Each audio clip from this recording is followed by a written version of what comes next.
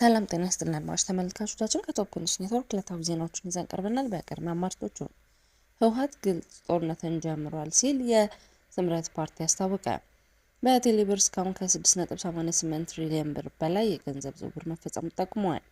የከፍተኛ ትምህርት ተቋማት ተማሪዎች በሰባተኛው ጠቅላላ ምርጫ የሚሳተፉበትን መደላድል ለመፍጠር ያለመ ውይይት ተካሄደ። አንጋፋው አትሌት ቀነኒሳ በቀለ የብሔራዊ መታወቂያ ብራንድ አምባሳደር በመሆን በስራ ጀምሯል። ቻይና በኢራን ውስጥ ወታደራዊ ጥቃት እንዳይፈጸም አስጠነቀቀች። በወጣቶች ህይወት መቀመድ ይብቃ። ይህ የጥፋትና የሴራ ቡድን በህዝብም ስም እየነገደ የህዝቡን ፍትሐዊና ተገቢ ጥያቄዎች ለጠባብ ፖለቲካዊ አጀንዳ መሸፈኛ ሲጠቀምበት ቆይቷል። ስለ ግዛታዊ አንድነትና ስለ ተፈናቃዮች ጉዳይ እየሰበከ በተግባር ግን የፕሪቶሪያውን የሰላም ስምምነት በመጣስ የህዝባችንን ደህንነት አደጋ ላይ የሚጥል የጦርነት ዘመቻ ጀምሯል ብሏል የስምረት ፓርቲ።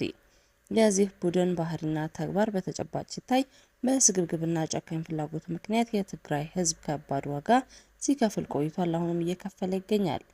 ህግና ስርዓትን በመርገጥ የፕሪቶሪያ ውል ሙሉ በሙሉ በማፍረስ ጸረ ህዝብ የሆነውን ከሻዕቢያ ስርዓት ጋር በማበር ከተጠያቂነት ለማምለጥ ሲል አካባቢያችንን በቀጣይ ሁከትና ብጥብጥ ውስጥ እንዲኖር መሰረታዊ የህዝብ ጥያቄዎችን አሳልፎ በመስጠት ግልጽ የጦርነት ትንኮሳ ጀምሯል።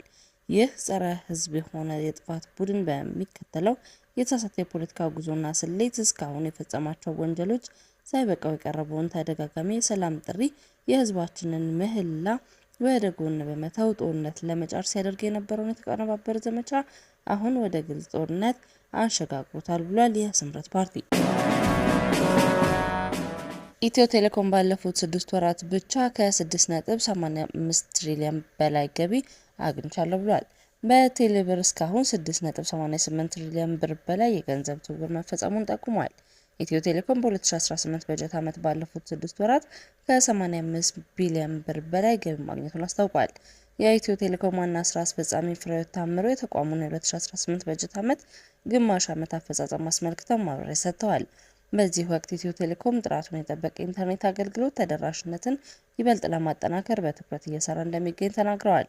አክለውም የገቢ ምንጭን በማስፋትና የደንበኛን ቁጥር እንዲሁም እርካታን ከማሳደግ አንጻር በርካታ ስራዎች መከናወናቸውን አስረድተዋል። በግማሽ ዓመቱ ከ85 ቢሊዮን ብር በላይ ገቢ መገኘቱን የገለጹት ዋና ስራ አስፈጻሚ በዚህ የእቅዱን 81 በመቶ ማሳካት መቻሉን ገልጸዋል። በተጨማሪም የኢትዮ ቴሌኮም አጠቃላይ ደንበኞች ቁጥር 87.1 ሚሊዮን መድረሱን ጠቅሰው ይህም ከባለፈው ዓመት ከ6 ሚሊዮን ጭማሪ ማሳየቱን አረጋግጠዋል። በተያያዘው በቴሌብር መተግበሪያ እስካሁን ከ6.88 ትሪሊዮን ብር በላይ የገንዘብ ዝውውር መፈጸሙን ዋና ስራ አስፈጻሚዋ ገልጸዋል።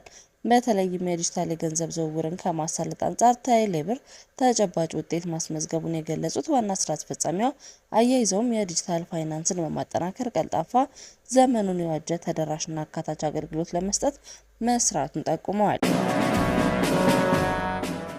የከፍተኛ ትምህርት ተቋማት ተማሪዎች በሰባተኛው ጠቅላላ ምርጫ የሚሳተፉበትን መደላድል ለመፍጠር ያለመ ውይይት ተካሄደ።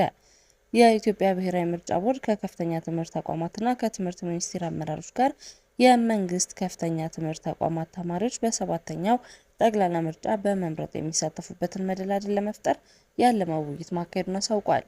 ውይይቱ ማክሰኞ ጥር 19 2018 ዓ.ም የኢትዮጵያ ብሔራዊ ምርጫ ቦርድ ምክትል ሰብሳቢ ተስፋዬ ነዋይ፣ የዩኒቨርሲቲዎች ፕሬዝዳንት፣ የአካዳሚክ ምክትል ፕሬዝዳንቶችና የትምህርት ሚኒስቴር ተወካዮች በተገኙበት ተካሂዷል።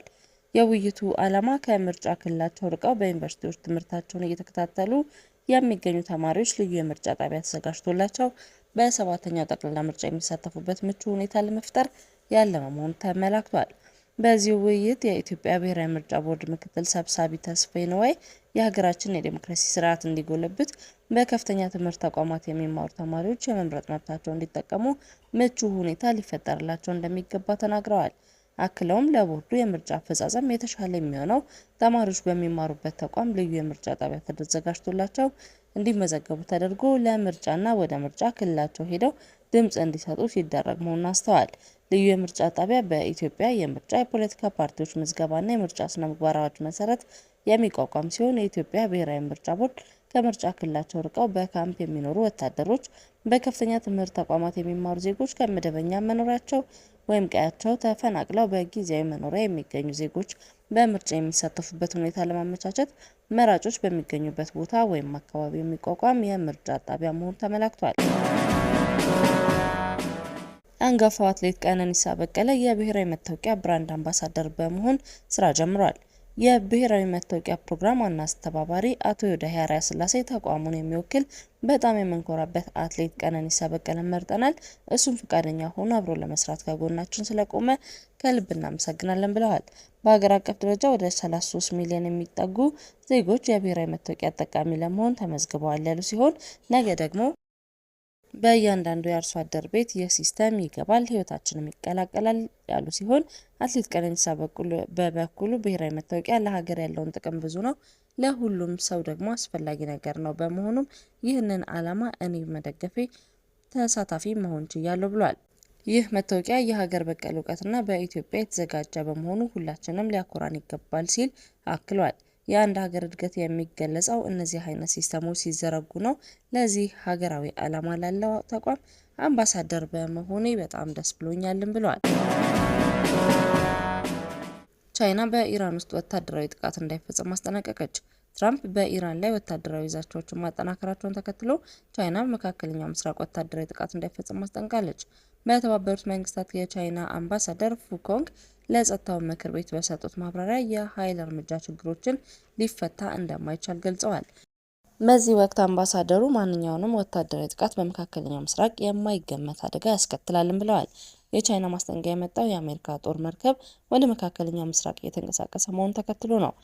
በትናንትናው ዕለት ትራምፕ በማህበራዊ ሚዲያቸው ባስተላለፉት መልእክት ኢራን ጊዜው እየረፈደባት መሆኑን በመግለጽ ዛቻ አሰምተዋል ሲል አልጀዚራ ዘግቧል። አድማጭ ተመልካቾቻችን ከቶፕ ኒውስ ኔትወርክ ላይ ያዝናቸው ዜናዎች እነዚህ ነበሩ። መልካም ቆይታ